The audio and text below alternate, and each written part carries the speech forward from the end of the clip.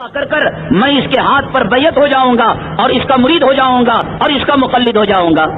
اور اگر وہ کہے کہ نہیں صاحب حنفیت صحیح ہے، کیا تم حنفیت کو قبول کر لو گے؟ تم اہل حدیث کے مسلک لامذہب ٹولے سے نکل کر امام ابو حنیفہ رحمت اللہ علیہ کے مقلد بن جاؤ گے؟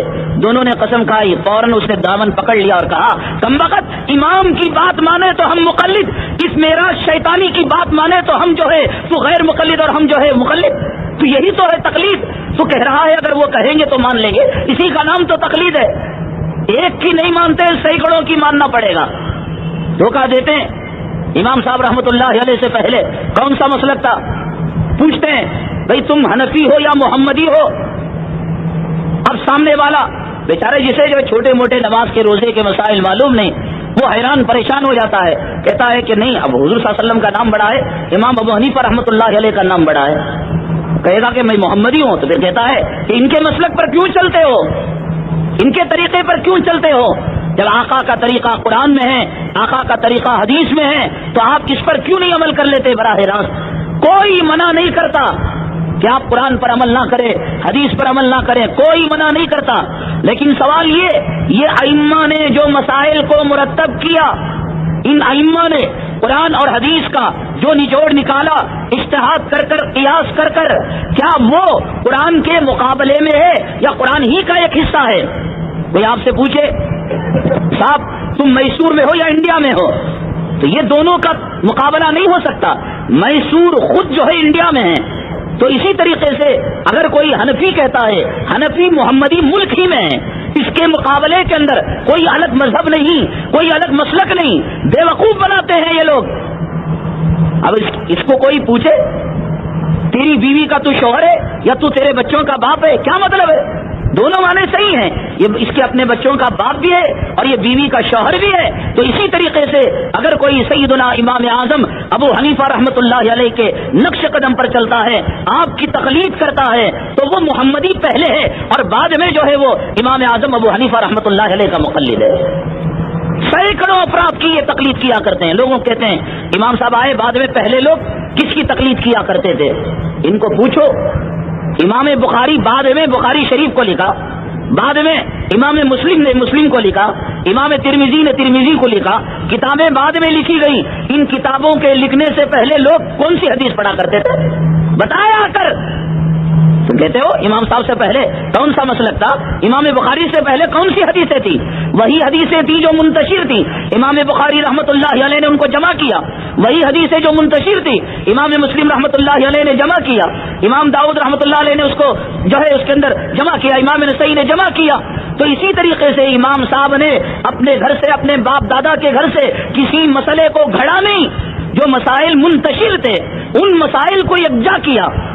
ارے ان کمبختوں سے پوچھو قرآن شریف کتنے لہجوں میں نازل کیا گیا، کتنی جو ہے طریقوں سے قرآن شریف آقا کے زمانے میں پڑھا جاتا رہا، اور پھر سیدنا عثمان غنی رضی اللہ تعالیٰ عنہ کے زمانے میں جب کلام پاک صحابہ کرام کے مشورے سے، اجماع سے مرتب ہوا. ان کمبختوں سے پوچھو حضرت عثمان غنی رضی اللہ تعالیٰ عنہ سے پہلے کون سا قرآن پڑھا جاتا تھا؟ دھوکہ دیتے ہیں.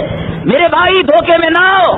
جب تک تو داڑھی مڈاتا رہے، جب تک تو شراب پیتا رہے، اور جب تک تو جوا کھیلتا رہے، اور جب تک تو ماں باپ کی نافرمانی کرتا رہے، اور جب تک کیرم بورڈ کھیلتا رہے، انٹرنیٹ کے اندر بیٹھ کر بلو فلمیں دیکھتا رہے، کبھی یہ لامذہب ٹولے کا کوئی فرد آ کر نہیں کہے گا ارے تم کیا کر رہے ہو، داڑھی مڈا کر جرم کر رہے ہو، بلو فلم دیکھ کر جرم کر رہے ہو، گندے کام کر کر جرم کر رہے ہو. یہ کرتا کیا ہے؟ تاک میں لگا رہتا ہے کہ جماعت والے، تبلیغ والے جب کسی کو منوا کر اللہ کے گھر لے کر آتے ہیں، تو جب توا گرم ہو جاتا ہے تو شیطان جس طریقے سے نماز میں وسوسہ ڈالتا ہے. ایک شیطان کے مختلف ڈپارٹمنٹ ہیں. میاں بیوی میں لڑائی ڈالنے کا ایک محکمہ ہے، اور تجارت کے اندر بددیانتی کروانے کا ایک ڈپارٹمنٹ ہے، علماء میں لڑانے کا ایک ڈپارٹمنٹ ہے. اسی طریقے سے شیطان کا ایک ڈپارٹمنٹ ہے کہ نمازوں کے اندر وہ وسوسہ ڈالتا ہے. اس کی خاص صفت ہے الذی یوسوس فی صدور الناس من الجنۃ والناس. کہا گیا کہ جنات میں سے بھی وسوسہ ڈالنے والے ہیں، جیسے جنات میں شیاطین میں ہیں ایسے لوگوں میں سے بھی ہیں. اب وسوسہ ڈالے گا کہ تمہاری نماز حنفی ہے کہ تمہاری نماز محمدی ہے. आओ देखो दीन कहाँ नाजिल हुआ, मक्के में। दीन कहाँ से फैला, मदीने से। चलो देखें मक्के में रफ़े दैन हो रहा नहीं हो रहा, रफ़े दैन हो रहा है, आमीन जोर से हो रही है। और मदीने में रफ़े दैन हो रहा है, आमीन बिल जहर हो रहा है। तो देखो जहां से दीन फैला वहां मक्के में और मदीने में रफ़े दैन भी कर रहे हैं, आमीन जोर से भी कह रहे हैं। मक्के के दीन को मानते हो या मदीने के दीन को मानते हो या कूफा के इमाम अबू हनीफा रहमतुल्लाह अलैह के दीन को मानते हो? खामखा जहन खराब किया जा रहा है, कैसेट लगाई जाती है, देखो भाई ये तो हमारा बाप नहीं है, हमारा भाई नहीं, ये रफ़े दैन कर रहा है और सीने पर हाथ बांध रहा है। मेरे भाई सरासर धोखा है, सरासर धोखा है।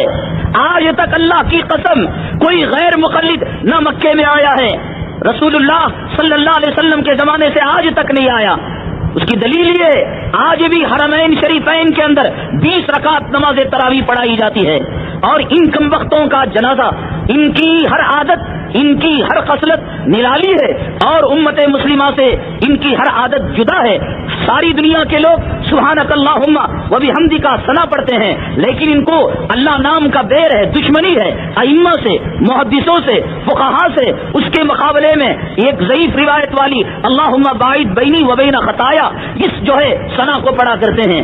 सारी दुनिया के लोग नमाज जनाजा में सूरह फातिहा को नहीं पढ़ा करते, ये नमाज जनाजा में सूरह फातिहा को पढ़ा करते हैं और जहरी पढ़ा करते हैं। अरे ये धोखा देते हैं। ये लोग कहते हैं कि सीने पर हाथ बांधना, रफ़े दैन करना, ये इस बात की दलील है कि लामज़हब टोले से उनका ताल्लुक है। तो फिर उनसे पूछो कि नमाज जनाजा फिर और मसलकों के तरीके पर क्यों पढ़ी जा रही है? उसके अंदर इमाम सूरह फातिहा जोर से क्यों नहीं पढ़ता? ये इमाम अहमद इब्न हम्बल रहमतुल्लाह अलैह के तरीके पर, इमाम मालिक रहमतुल्लाह अलैह के तरीके पर क्यों नमाज जनाजा पढ़ाई जा रही है? क्यों 20 रकात तरावी पढ़ाई जा रही है? बात असल में ये है कि अहनाफ को छोड़कर, हनफियों को छोड़कर रफ़े दैन और मसलकों में है, सीने पर हाथ बांधना और मसलकों में है। अगर कोई गैर मुक़ल्लिद कहे कि शाफी अगर रफ़े दैन करता है तो बुरा नहीं करता, हम्बली अगर रफ़े दैन करता है तो बुरा नहीं करता, सीने पर हाथ बांधता है तो बुरा नहीं करता, हम अगर बांधे हमारे खिलाफ इल्जामात की बोझाड़ क्यों करते हो? फर्क है शाफी के रफ़े दैन करने में और सीने पर हाथ बांधने में और तुझ जैसे गैर मुक़ल्लिद चोर के सीने पर हाथ बांधने में। वजह उसकी ये है, इमाम शाफी रहमतुल्लाह अलैह मुज्तहिद थे, इमाम मालिक रहमतुल्लाह अलैह मुज्तहिद थे, इमाम अहमद इब्न हम्बल रहमतुल्लाह अलैह मुज्तहिद थे। उन्होंने दोनों किस्म की रिवायतें, रफ़े दैन करने और रफ़े दैन न करने, सीने पर हाथ बांधने और नाक के नीचे हाथ बांधने की रिवायतों को सामने रखा। उनके नजदीक राजे वो रिवायतें थी कि रफ़े दैन किया जाए। इज्तिहाद की बुनियाद पर वो लाइसेंस होल्डर हैं, उस लाइसेंस की बुनियाद पर जिसके बारे में अल्लाह के हबीब पाक आक़ाए दो आलम जनाब मुहम्मदुर रसूलुल्लाह सल्लल्लाहु अलैहि वसल्लम ने फरमाया, अल मुज्तहिदु युक्ति व यसीब, कि मुज्तहिद जो है खता भी करता है, सवाब भी करता है, यानी मसला सही भी उससे आता है और भूल भी हो जाती है। लेकिन फरमाया अगर सही हो जाए एक इज्तिहाद का और एक सही मसले का दोहरा सवाब मिलेगा, और अगर खता हो जाए इज्तिहाद का सवाब तो गया नहीं, इज्तिहाद का सवाब मिलेगा उसको। उन्होंने रफ़े दैन को इज्तिहाद की बुनियाद पर निकाला है और तू चोरी कर कर वहां से निकाला है। तुझे इज्तिहाद का हक नहीं था। जैसे कोई आदमी अपनी गाड़ी को लेकर रोड पर दौड़ाए और एक्सीडेंट हो जाए, हादिसा हो जाए या हादिसा ना करे, अगर लाइसेंस होल्डर हो हुकूमत उसकी जमानत देगी और उसकी तरफ से इंश्योरेंस की रकम सामने वाला जख्मी हो जाए उसको अदा करेगी। क्यों? ये लाइसेंस होल्डर है। लेकिन अगर लाइसेंस ना ले कोई आदमी आरटीओ से और गाड़ी को चलाए, सही चलाए, किसी को धक्का ना दे, लेकिन अगर ट्रैफिक वाले पकड़े और आरटीओ वाले पकड़े उसे जुर्माना लगाएंगे। हाँ, लाइसेंस वाले के मुकाबले में अगरचे तू ज्यादा सही चलाता है, किसी को तूने जख्मी नहीं किया, लेकिन तुझे हक नहीं था चलाने का।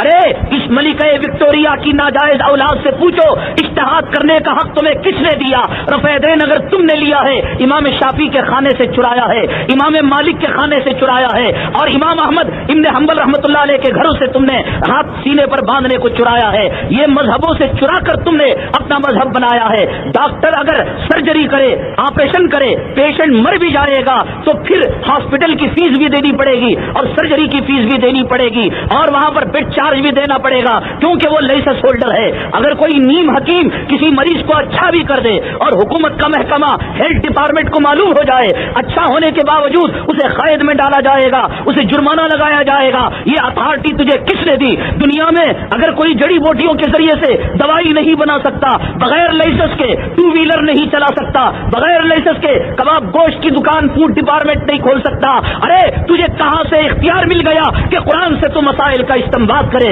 حدیثوں سے مسائل کا استنباط کرے اور استنباط کر کر علماء کو گالیاں دے, ائمہ کرام کو گالیاں دے؟ یہ حق تجھے کہاں سے مل گئے؟ مرزا کے لیے تھے ہر جائے کے لیے تھے, مرزا کے لیے تھے ہر جائے کے لیے تھے, وہ موت کا زخم علماء دیوبند لشکر صدق وفا کا پے کر, علماء دیوبند علماء